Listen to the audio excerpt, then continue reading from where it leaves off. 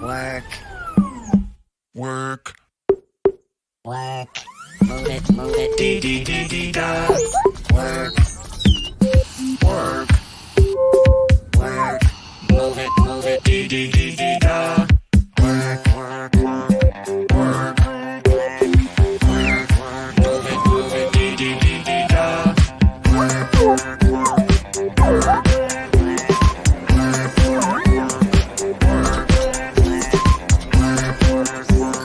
Please stay at least 1 meter apart.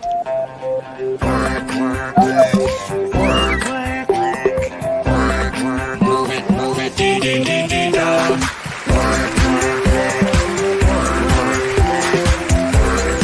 Move it. D-D-D-D-da. Work.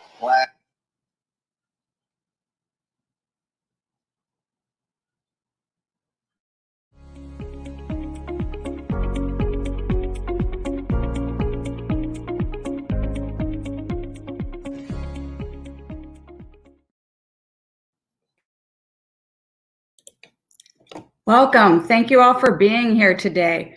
We're going to be getting started in just a moment, but while we're waiting for folks to keep logging in, we wanted to start off with a question. And that question is, what are you all most excited about a return to face-to-face meetings? So if you would give that some thought, put those answers in the chat. We can't wait to see what you're all excited about. I know we're all so eager to see each other face-to-face again. While you're doing that, I'm going to start us off with some housekeeping notes. Note number 1, who am I? I am Amy Hisrich. I am the Vice President of Global and Web Strategies at ASAE. More importantly for today, I am your moderator and your facilitator. Note number 2, keep using that chat to ask any questions you have throughout the session. We'll get to as many of those questions at the end of our conversation as possible. Note number 3, I swear there are only 4, we're almost done. Note number 3, we will be recording today's session. It will be posted to the Singapore Tourism Board's LinkedIn page. And last but certainly not least, for anyone who is looking for closed captioning today, that is available to you by toggling it on or off in the play bar. And with that, I am pleased to introduce Rachel Lowe. Rachel is the Senior Vice President of the Singapore Tourism Board Americas. She is based in their New York office and oversees their work in branded communications, leisure trade engagements, as well as their work with all of us in the business events industry. Rachel, over to you. Thank you, Amy, for that kind introduction. And of course, to everyone in the audience today, thank you all for taking the time out of your very busy schedule to join us. Now, together with the ASAE, we have curated this very special education session, and I hope you're just as excited as we are about it. Now, before I introduce our special guest, who will be sharing some insight into the Singapore perspective on sustainable development, I wanted to touch on 3 points about Singapore as a meetings destination. I feel like these points are important and will help facilitate associations as you plan your international meeting strategies. First, Singapore is still Asia's top meeting city, backed by the latest ICA rankings. Despite 2020, we are glad that some things don't change. Singapore is still located in the heart of Asia with a tropical weather that makes it suitable for meetings all year round. Singapore Airlines, our local carrier, still flies out of the US from key gateway cities like New York, San Francisco, and Los Angeles. Now, within the 7-hour flight radius, we are still able to reach up to 4 billion people living in the Asia Pacific. All this is made possible by Changi Airport, which is the air hub that facilitates these connections. All this simply means that Singapore will be accessible to you and your attendees to make it a successful face-to-face meeting once we put COVID-19 behind us. Second, 2020 was spent preparing for the safe return of the global meetings industry. It's been more than a year since we launched SG Clean, a national mark of excellence committing Singapore establishments to rigorous standards of public hygiene and sanitization on their premises. 2020 also saw Singapore launch safe meeting guidelines for the industry. This has enabled us to pilot the resumption of business events in a calibrated and safe manner. This includes the PCMA Convening Leaders 2021 hybrid event, which was not only beamed out from Singapore, but also hosted a physical audience. Our meeting venues have scaled up their digital capabilities. Marina Bay Sands, for instance, developed the first hybrid broadcast studio. I'm sure we'll hear more about this from our discussion with Anthony from the Council on Tall Buildings and Urban Habitat later. The hybrid broadcast studio not only accommodates physical delegates, but also unlocks possibilities of scaling up to a global virtual audience through cutting-edge hologram and augmented reality technology. Third, and finally, to answer the question on everybody's mind, the COVID-19 situation in Singapore is in check. Singapore continues to take an aggressive approach to testing, contact tracing, and isolating positive COVID-19 cases. In recent weeks, aggressive testing strategies have uncovered a slight increase in the number of community cases of about 20 cases a day. This is due partly to the more highly transmissible B1617 variant. Since then, Singapore has taken active steps to shut down clusters and stop transmission chains without going into a lockdown. Now, at the same time, Singapore's vaccination program continues. It started off in January this year by prioritizing healthcare and essential workers. Since then, more than 2 million doses have been administered, and we're on track to vaccinate the entire local population by the third quarter this year. The meetings business is a key industry for Singapore. We understand that we not only need to serve your meeting needs, but also provide peace of mind as you plan ahead long-term for association meetings. We do have various support measures in place. The Singapore Tourism Board is also the Convention Bureau, so please contact us directly so that we can help you make Singapore your next meeting destination. On this note, I would like to move on to the next segment of our program today. As a small city-state, much of Singapore's urban development happened in the last 50 years post-independence. Here to tell us more about Singapore's approach to urban development is Singapore's ambassador to the US, His Excellency Ashok Kumar Mipuri. Ambassador Ashok took up his appointment as Singapore's ambassador to the United States of America in July 2012.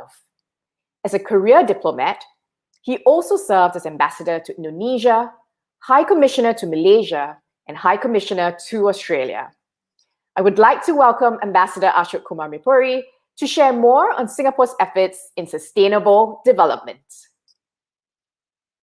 Hello. I want to thank you for joining us this afternoon. And on behalf of Singapore, a very warm welcome to this webinar. All of us in the United States, in Singapore, and everywhere in the world are in a challenging and precarious state, with human activity directly impacting our environment at scale.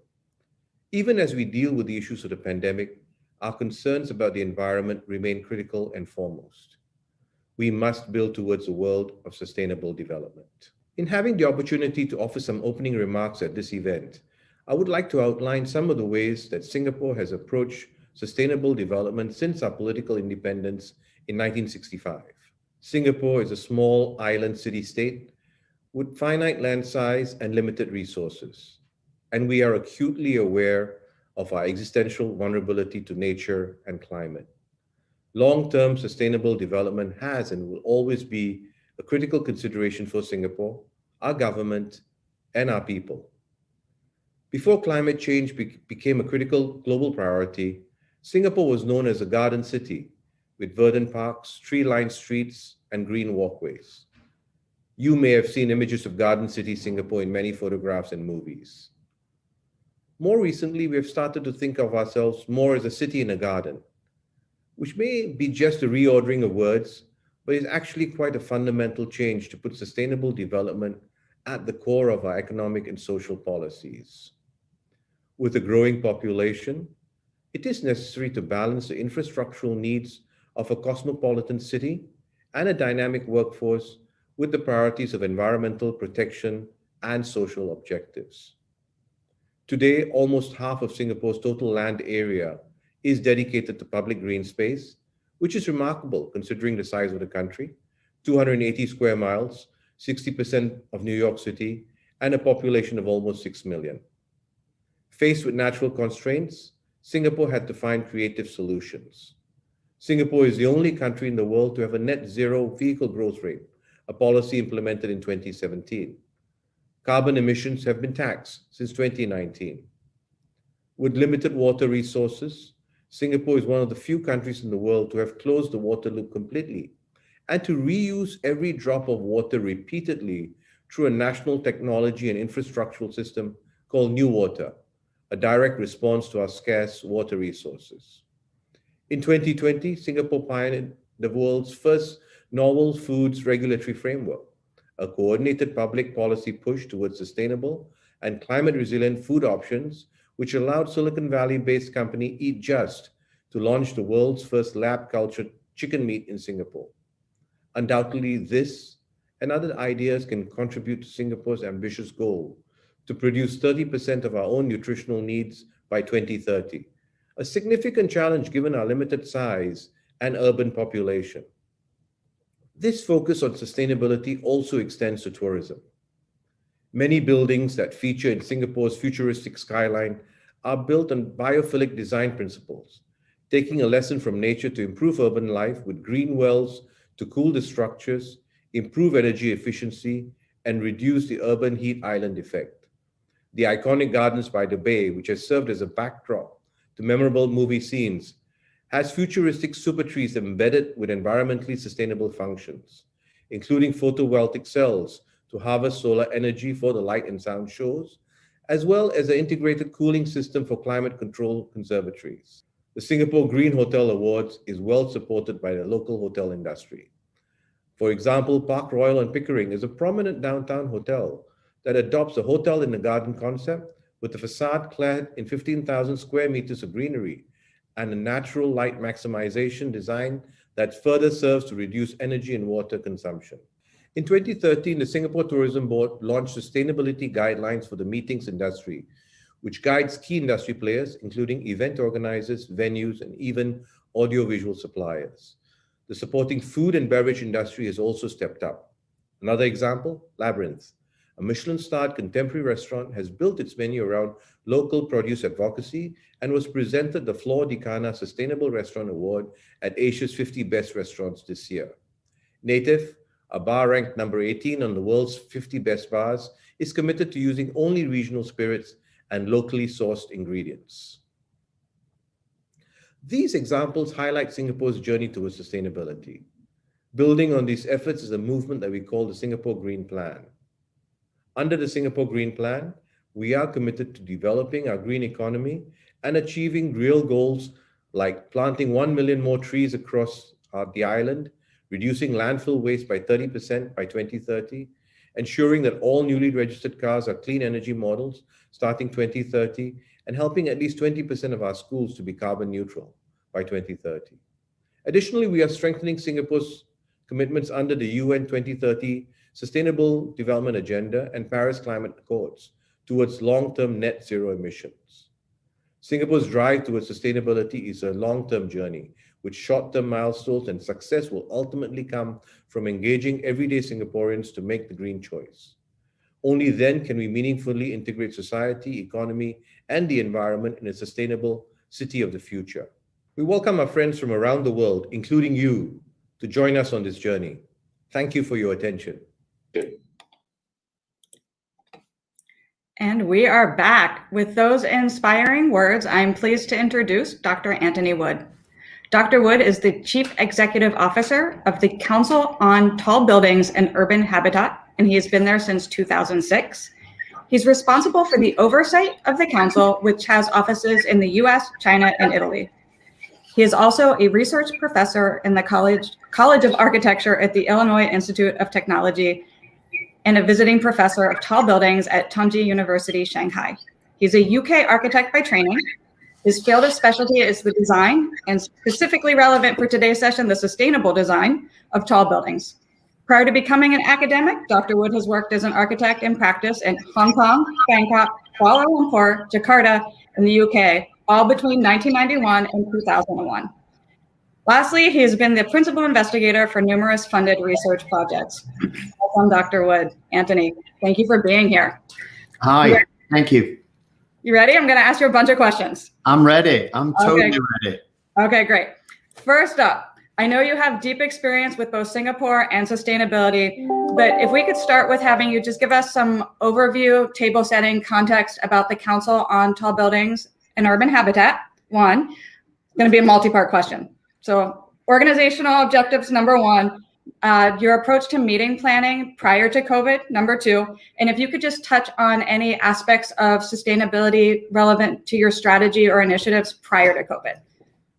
Just kick us off. Sure. 1, 2, 3. Okay, I got to remember all this.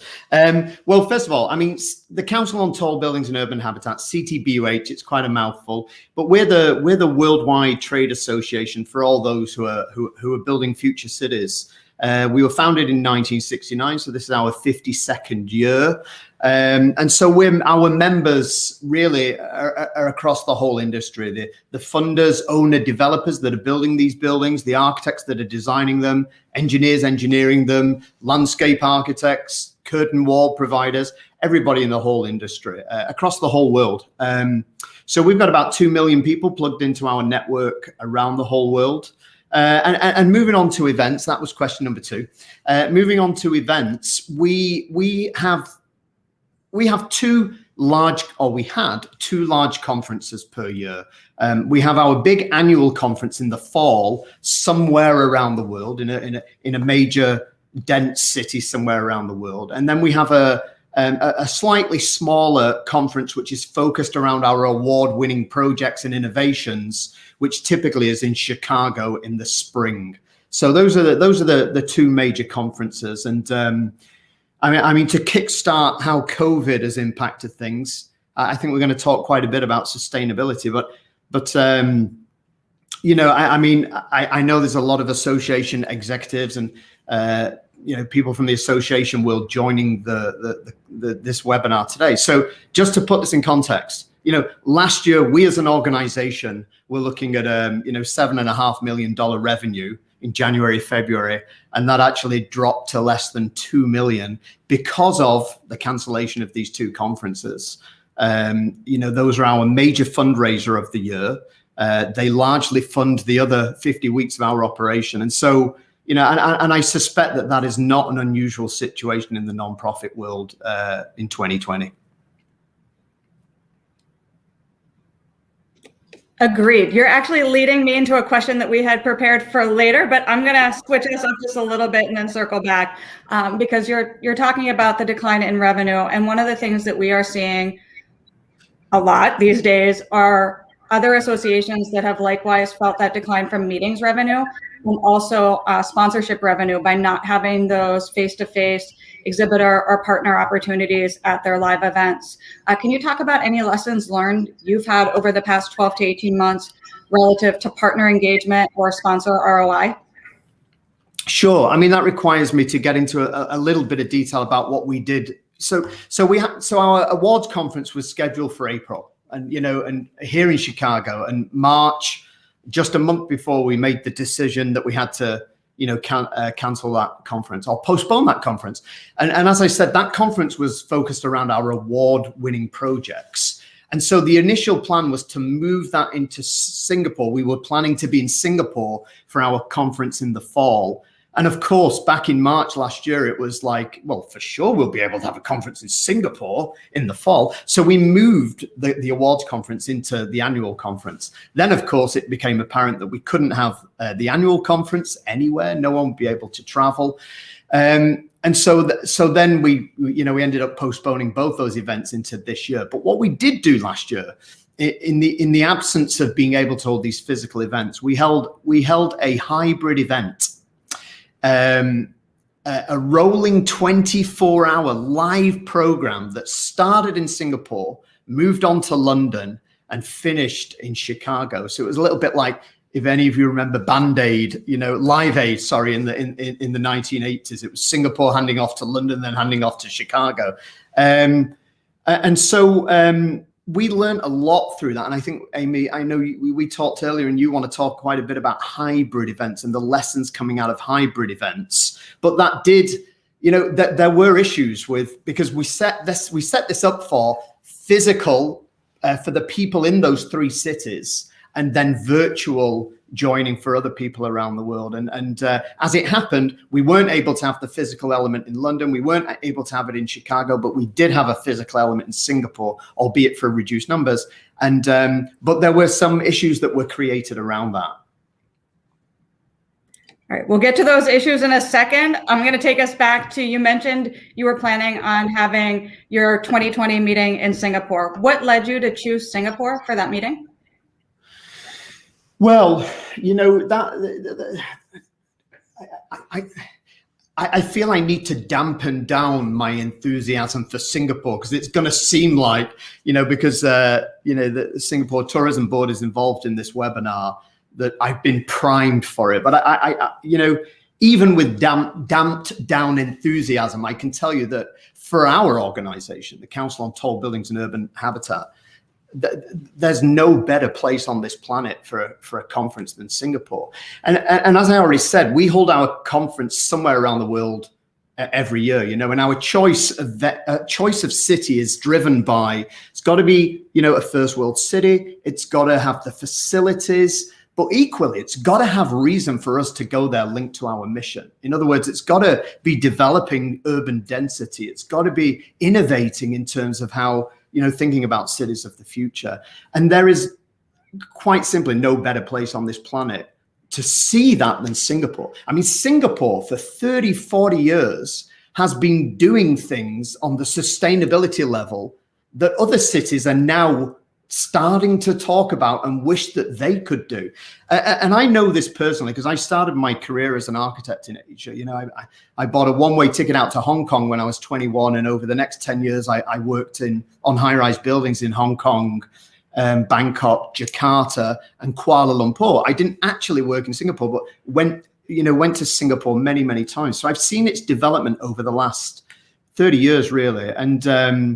And again, and if you want to get into detail, we can get into detail. You heard some of it from the ambassador, right? Prior, but really, they've put in place strategies on an urban scale, on a cultural scale, social scale, and on a building scale that it's light years ahead of what most other cities have been able to do.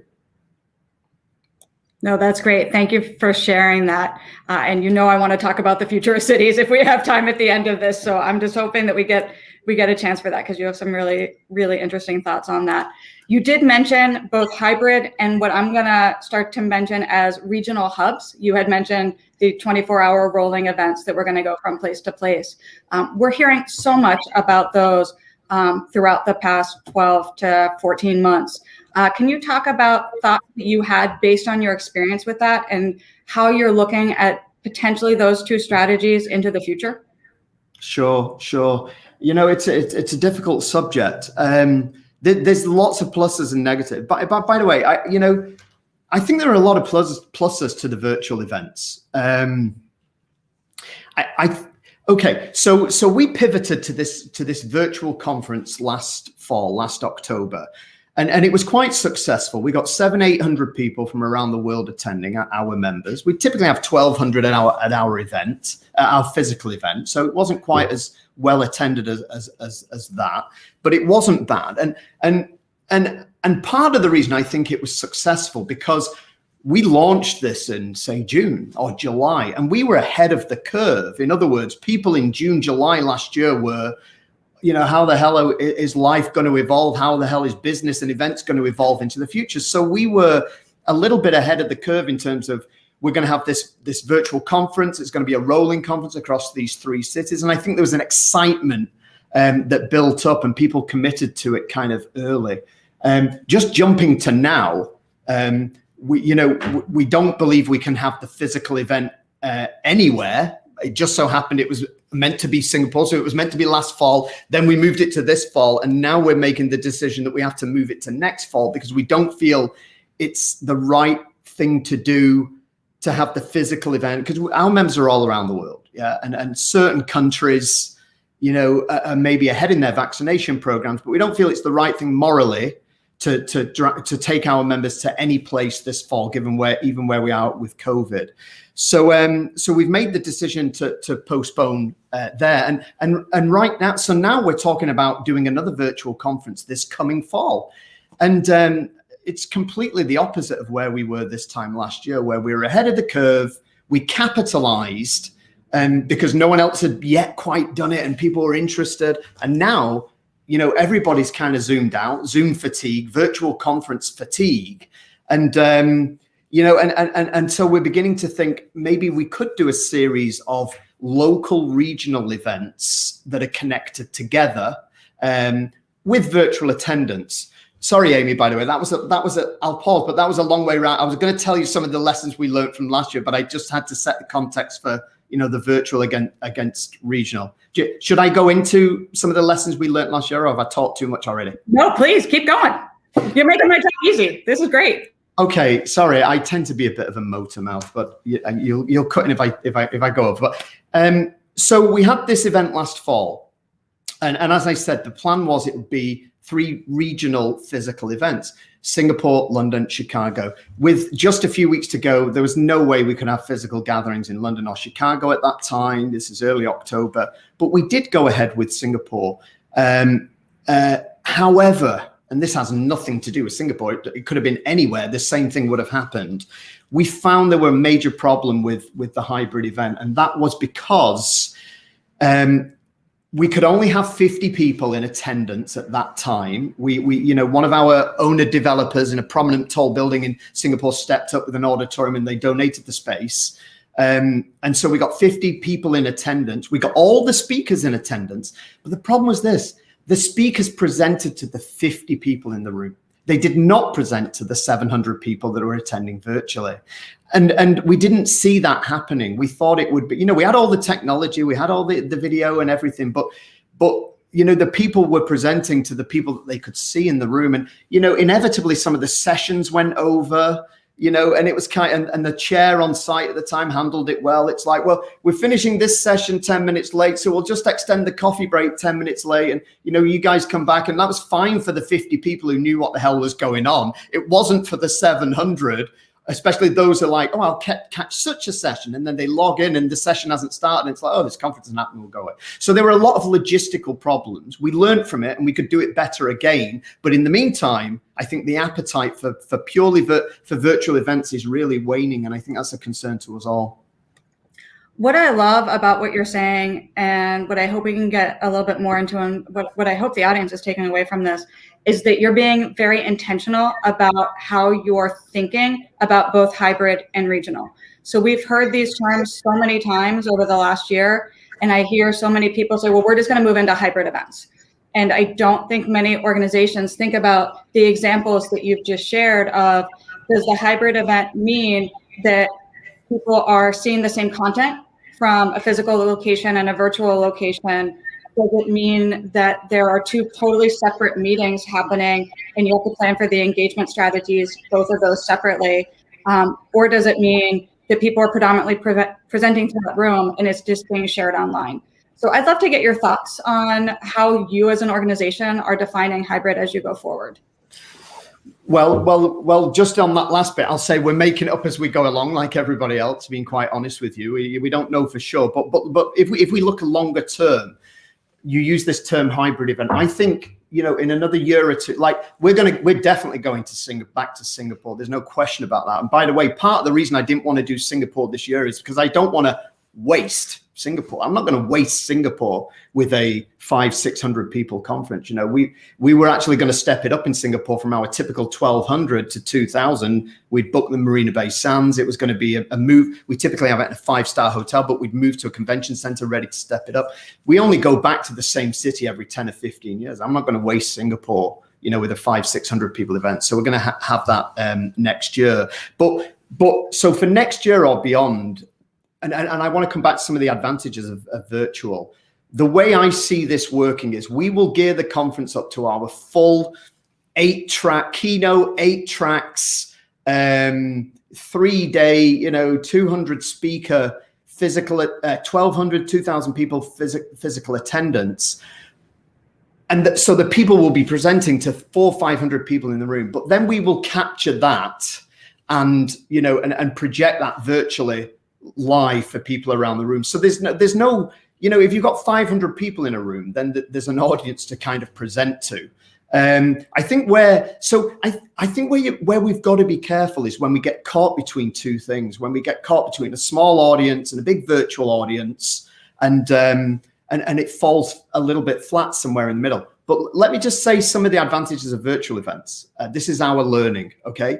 I just described our physical conference, and it's brilliant. And by the way, when we have our physical conference, everything has to be 5-star. I mean, our top sponsorship package is $70,000 US. You can't ask somebody for $70,000 for a sponsorship of a 3-day event unless everything is 5-star. But that comes at a cost. I mean, we have $1 million worth of expense locked into our event. $1 million. So, I mean, I'll be open with you. Our model for our annual conference is $3 million worth of revenue. By the way, 1 million in registration and 2 million in sponsorship, and $1 million worth of expense. Now, there's no way that we can get that volume of money, that amount of money with a virtual event. But I can also tell you that I don't need to spend more than $100,000. And most of that is on the virtual studio to deliver a virtual event. So, okay, we can't get the same amount of sponsorship and perhaps registration fees. There's no catering to justify and all the rest of it. But my expenses just came down from 1 million to 100,000 for a similar scale event, potentially. There's one advantage. The second advantage is and back to the hybrid again. I see if you can leave a virtual to be value added extra to a physical event, if it can be extra attendance, extra engagement. And then here's a third one. And this is not to be, for an organization like this is not to be, underplayed.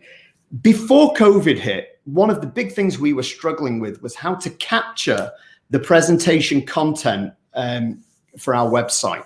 An 8-track conference over 3 days, you can imagine the cost to have video, two video cameras in every room. And we were doing that. We were doing that at some of our conferences because the capture of the material was so important. And that came at a huge expense. Well, now with the movement to virtual and Zoom and all the rest of it, I can capture every video content, quality content for our website for virtually free, not the gymnastics that you need to go through on site. So, I mean, that's my way to show that there's a big downside. The downside's all about the lack of networking. The downside is all about the lack of business networking, the difficulty of business networking with virtual events. But there are some upsides as well. Yeah, thank you. You're speaking to my heart because of my role in web as well as global. So yeah, capturing the content from programs is always something that we at ASAE grapple with, is how do you make that available so that people that may not have been in that session can still learn from that later on. So thank you for touching on that. I do want to remind the audience that we are live, so we are taking your questions. Go ahead and put them in the chat. If you don't ask questions, I will keep asking questions because I got tons of them, as poor Anthony found out as we've been preparing for this. So I could talk about this stuff all day, but we want to get to your questions as well. So with that, I want to get your thoughts on, you talked about some of the benefits of virtual. What are your thoughts around virtual and sustainability, and where sustainability might be going also as we return to face-to-face? Well, that's interesting. I mean, that's a really interesting topic in itself, because I mean, our whole mission is really about sustainability. We exist to really be promoting more sustainable patterns of life on this planet, and we believe that urban density is the way to achieve that, the vertical growth of cities rather than the horizontal spread of cities. And COVID, I think in many years' time, humanity will look back at COVID and really it will conclude that COVID accelerated a lot of issues that were already prevalent. You know, it didn't necessarily create any issues. It accelerated existing issues. And one of those issues in my mind is really sustainability. You know, too much of sustainability has been focused on in our field on energy consumption. You know, I think many people just equate sustainability with reducing energy consumption and therefore reducing, you know, CO2 and carbon and greenhouse gases, and therefore trying to slow down climate change. That's clearly a huge part of it. But I would argue that social sustainability, I mean, you know, the human sustainability, how we interact with each other. And so COVID, in a sense, it's not been a million miles away from climate change in terms of kind of the reasons that have caused it. And so another, you know, kind of benefit of the virtual event. So one of the things we've been getting in the neck is, okay, you're the Council on Tallinn and Urban Habitat. You're all about sustainability, more sustainable patterns of life. What are you doing having 2 conferences around the world and having your members in Azerbaijan fly to Singapore and Chicago twice a year? That's not very sustainable, is it? You know, and it's difficult to argue against that. I remember in 2008, we had our conference in Dubai. It was called Tall and Green Urban Sustainability. And, you know, people thought that was crazy in a place like Dubai, you know, in the middle of the desert, which many people thought was anti-sustainable in many respects.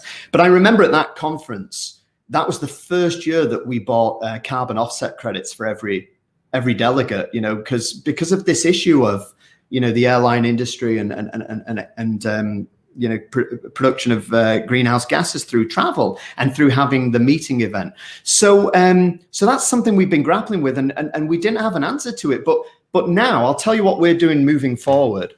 We've decided, because our conference earlier in the year, I mentioned to you, it's all about the awards. And what that means is, if you want to win the award, you've got to come to the conference and present. We create Award of Excellence winners, but then within a category, there might be 6 or 7 Award of Excellence winners. And then we have an overall category winner. And so you need to come to the conference, present against your peers. You've already won 1 award, but you might win the overall category award. And in a way, that's kind of smart, because it's like, if you want the award in the international promotion, and by the way, this means best tall building in Asia or best tall building in the world. By the way, Singapore's won more of those awards than any other city. I'm telling you, that's the truth. I'm not saying that to you know, please our friends at STB. It's absolutely true.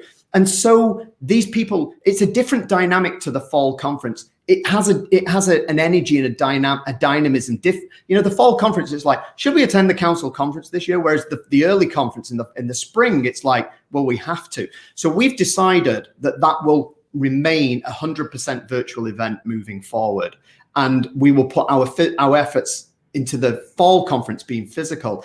And that's been a great balance for us, because it helps us to address the sustainability issue. It also helps us cannibalizing our own members, because our members find it difficult to justify 2 big international trips per year.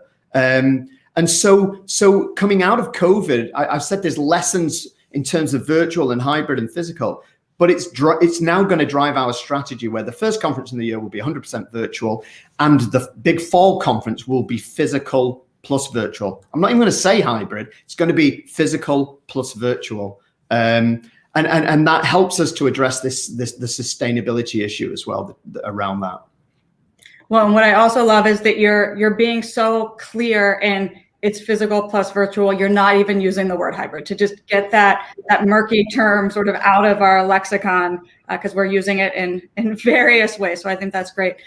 You mentioned different types of sustainability, and for the first time, and maybe it was just new to me, but I heard the term sustainability used completely in a way that I hadn't heard it before, which was more financial sustainability, less environmental, and it was more what I would consider viability for organizations. And I think that that's something that we've all been grappling with mightily in the last year. And I was struck when you were talking about the ratio of your virtual program and the cost to produce it relative to the revenue.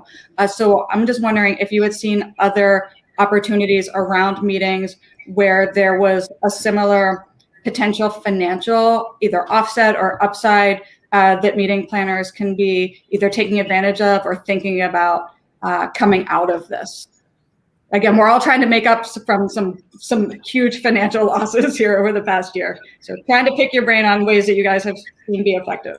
Yeah. Well, I mean, the finances are tough. And again, it's evolving. I mean, the night before last, ironically, I had a call with our Singapore chapter. By the way, we have chapters all around the world that help with these conferences. And I was talking with the Singapore chapter about this, event coming up the fall and how we have to postpone the physical again. And we're looking to do some kind of a virtual event. And we were talking about registration rates, and I'm saying, well, last year we managed to get $300 for the rolling event, so we should get that this year. And several of our members are saying, look, we're being invited free to brilliant events, and we're not even attending those because we're just so done with the Zoom virtual event. It's like we're saturated, just oversaturated. So registration, I think, is an issue. And sponsorship, I mentioned that. So our physical conference, the sponsorship packages range from 10 to 70,000.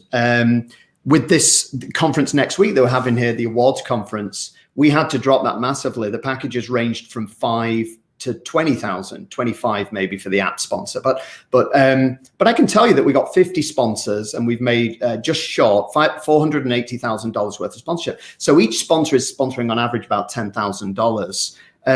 So the support is still out there, but I don't think you can go as high. Maybe you've just got to go more. But the key to it, Amy, the key to it all really is for those organizations that can get hold of the audience engagement and the networking.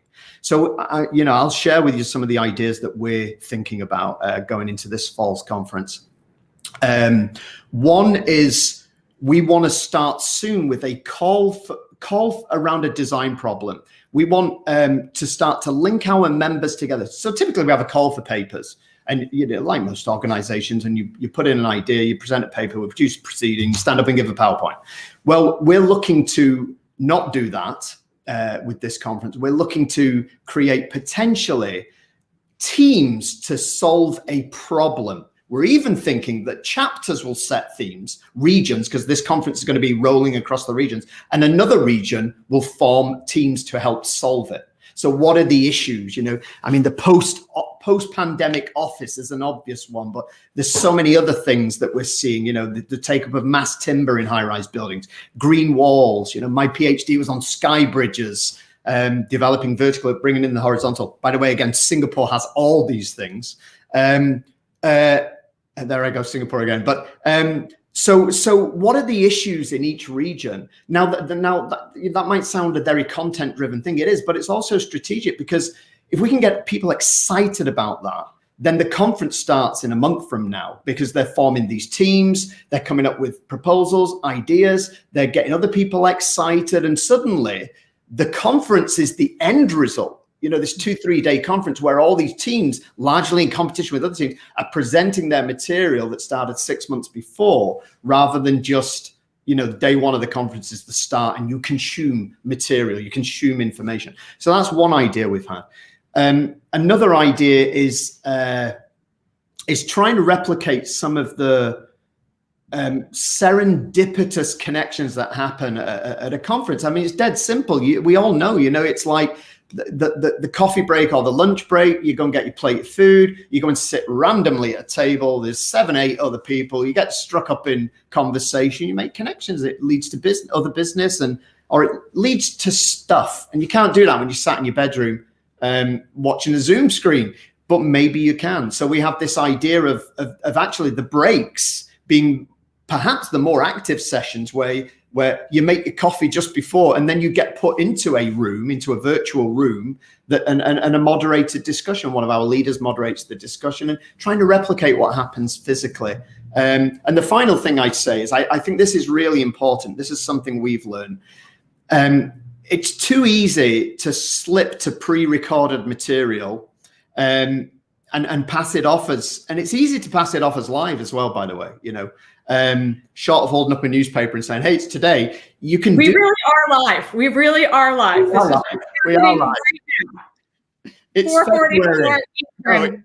it's totally live. May 13th. But it's too easy to pass it off pre-recorded and pass it off as live. And maybe that's not a bad thing, by the way. Maybe that's not a bad thing. But again, if it's pre-recorded, you can forget any type of audience interaction. So another thing, even where we have pre-recorded material, we are going to insist that the speakers are then live afterwards. And it's not just that 5-minute Q&A, but there's a 30-minute session after the presentation where people really do ask questions and the presenters answer it, and there's engagement. But whatever the solutions are, there's probably more solutions out there. The key is for the viability of virtual events into the future, there's got to be audience engagement, business networking opportunities, or people are not. There's so much stuff out there for free, people are not going to pay to do it. And that's a big problem for nonprofits. Yeah, I think trying to tackle that engagement problem, and it actually touches on a question that we got that we'll get into in the Q&A. Just 2 questions before we get into that. One, a question on all of our minds, which is, when do you think that you'll be returning to face-to-face? I know it probably won't be in the near term, because you mentioned, and I love the fact that you mentioned sort of the moral take on that, because different countries are getting vaccinated at different rates. And I think it's so important that we all keep that in mind. But where do you see this light at the end of the COVID tunnel? Well, I'll be honest with you, this has shifted since we spoke a week or 2 ago. It's shifting all the time. So our next big full-on 2,000 people physical conference will be fall 2022. That's not because we can't have it in Singapore. That's not because we can't have it before. But I've already told you that next spring's award conference, we're going to keep it virtual as a sustainable model moving forward. I think we'd be able to have the physical conference in spring next year, and people by that time will be ready to travel. But the thing that's changed for us, when we spoke a week or 2 ago, I told you that this coming fall we were committed to 100% virtual event, and we just can't fall into that hybrid pit in the middle. But I'm now concerned that people are not going to pay to attend that event, even if we do special stuff. So we're getting pretty close to thinking that we are going to go to regional physical events.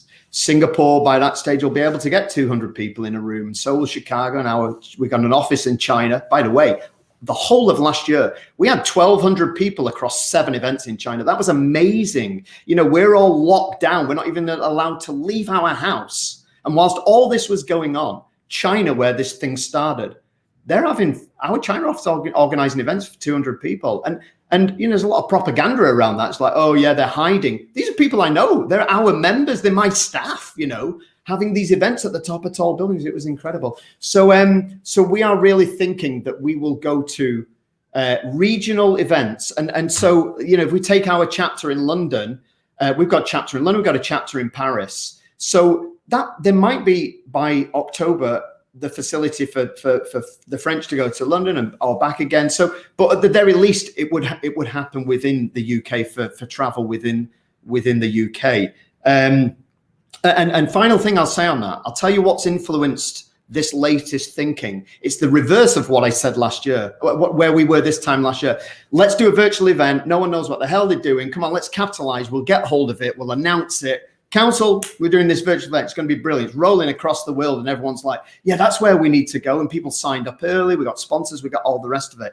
Now, I'm the opposite of that. It's like, no one wants a virtual event. Okay, right. Let's nail our colors to the mast. We're going to have 6 physical events around the world. And I think people are going to respond to that because they're so desperate for it. I am. I got invited to Ekaterinburg in the heartland of Russia earlier this week. To give a keynote presentation in October. And ordinarily I wouldn't have the time, wouldn't have the inclination. And I'm like, that's interesting. I'm considering, because I'm so desperate for something different. Now I won't put myself at risk and go if there's a big risk of COVID, even though I'm double vaccinated and feel fine. But But the point I'm saying is for those organizations that are brave enough and take that slight risk, might flare up again in places. I think some people are desperate for this in the business world, certainly in our business. Architects and engineers, they are so used to flying around the world that this has been a huge straitjacket for them. And if we can capitalize on this, the short answer, Amy, is when are we going to see face-to-face events? Definitely in the next few months. I am just as eager to get on a plane. I just keep checking, where am I allowed to go, and where is it ethical for me to go that I'm not going to transmit any variants? And what I found is maybe CVS down the street, but probably not that far beyond that. All right, we do have some questions from the audience. Okay. One was on the engagement that you were talking about. You were talking about engagement in the virtual sense, and I love the sort of upfront problem solving that you are getting into and setting teams to actually solve real problems, and that sounds meaningful. But how do you envision connecting either the participants in the different hubs? Will you try to engage them across those locations, and or engage people that are in the face-to-face, a physical location with the virtual, or will you just be engaging the people that are online with each other, or the people that are in Singapore with each other? What's your strategy there? No, well, okay. Well, I'll give you the idea that's in my head. If there's anyone else with a tall building organization out there, I'm giving away my deepest secrets and, hamstringing myself here. But, to give you an example, the question that I get asked more than any other question, actually, the question I get asked more is, what is a tall building? But other than that, the question that I get asked by people in the tall building industry that they really want to know is, what is the ideal height for maximum sustainability? Because we all know that above a certain height, it's not necessarily an increasing sustainability gain to do it. There's definitely a benefit to putting more people concentrated on a plot of land. And that's why vertical growth is better than horizontal. So we know that as long as it's done, with and this is something else that's come up through the pandemic, with the right wellness and the right, kind of internal environment and communal space and all these other things. We know that there is a certain height above which now ego and other things come into play. We want to be the world's tallest or whatever. And I get asked, well, what is that height, Anthony? And the answer is impossible to know, would vary on any given site, on any given day for any different function. Is it office, is it residential or whatever? But so the idea I'm thinking of is we issue a call to our membership and say, right, what is the optimum height for tall building sustainability in Singapore, in Amsterdam, in Los Angeles?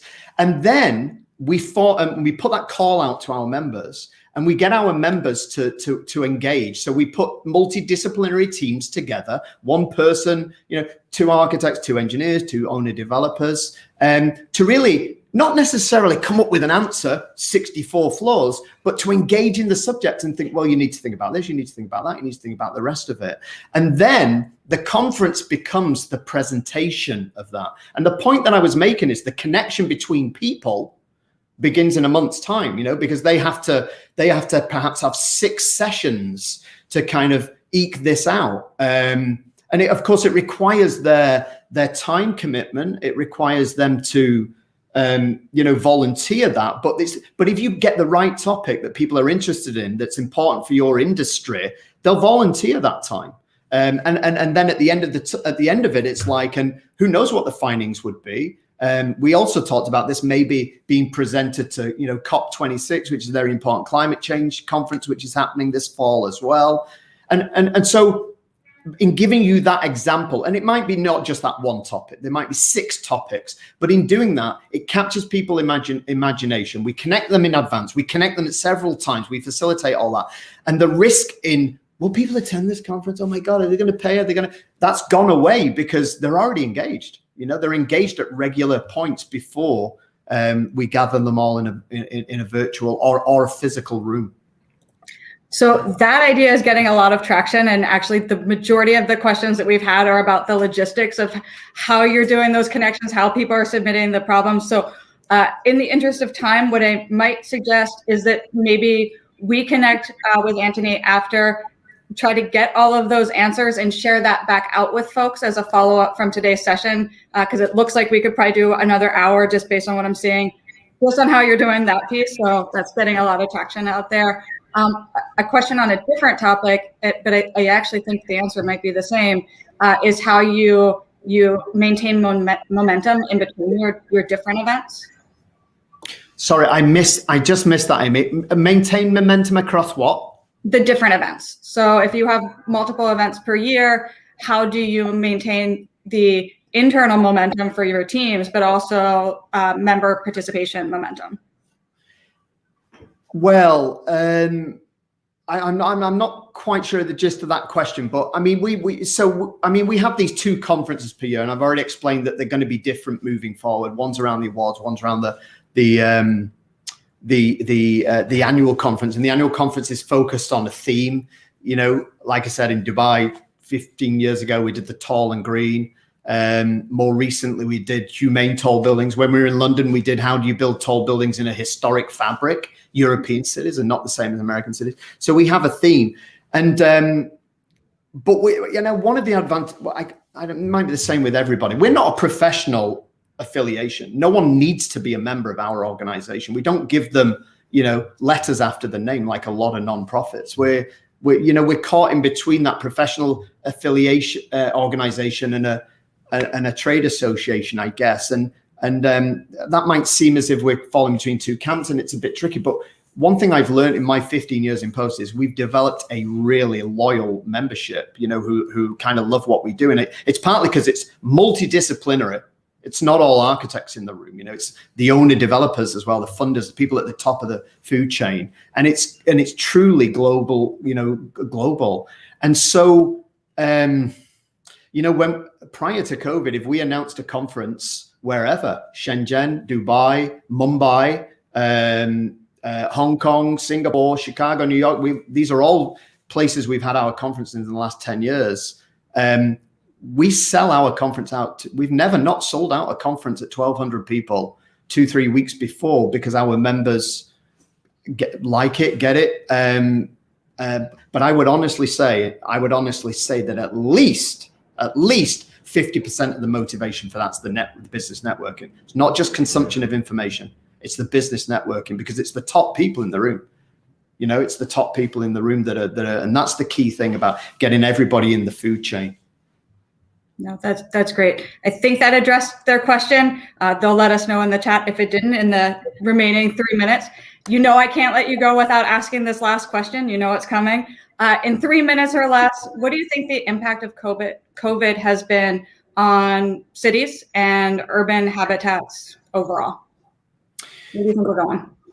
Well, first of all, it will have undoubtedly it's going to have a big long-term impact, but it's not going to be, you know, I mean, it's maybe not an apt description, but I remember in the immediate aftermath of 9/11 in 2001, everybody talked about this. We'll never build a tall building again. You know, that was so devastating to see the World Trade Center towers collapse. Our people in our membership saying we'll never get another commission. We'll never build a tall building. And I can tell you that probably 70% of tall buildings that exist in the world today have happened since 9/11. It actually became a catalyst for tall buildings in a strange way. And there's been a knee-jerk reaction to say that people are not going to inhabit tall buildings. They're not going to inhabit cities anymore. We're going to see this diversification out, and everyone's going to, you know, stay in a semi-rural setting or a suburban setting. There's no way that's going to happen. And by the way, if it does happen, we're really screwed because of the whole climate change. But where it will impact is in the amount and type of office space. I think that is definitely going to evolve. The shift to home working has been relatively successful to the point where organizations are not going to go back 100%. Some might not go back at all, as we've already seen. We as an organization, we're actually coming back on the 1st of June, and we're coming back 3 days a week. I don't mean for a while. I mean, we're coming back 3 days a week. We think it's important to be in the office for face-to-face interaction, for mentorship, for team building, for everything, but not 5 days a week. And I think that that's going to be the average across many, the office environment. It's not going to happen overnight because most companies are locked into 5 or 10-year leases. But in time, I think we will see a reduction in the amount of office space that is needed. It will be partly offset because the office itself will have to evolve into less people, not as densely packed, and more, collaborative space. But my gut instinct says that in 10 years from now, we'll probably see maybe a 20%, 25% reduction in the amount of office space that needs, and the shift to not work from home, work from anywhere. That's the key shift. I love it. And that little sound there, my Outlook saying that we are at time. I had fun with this. I hope everybody got as much out of it as I did. And thank you all so much for being here.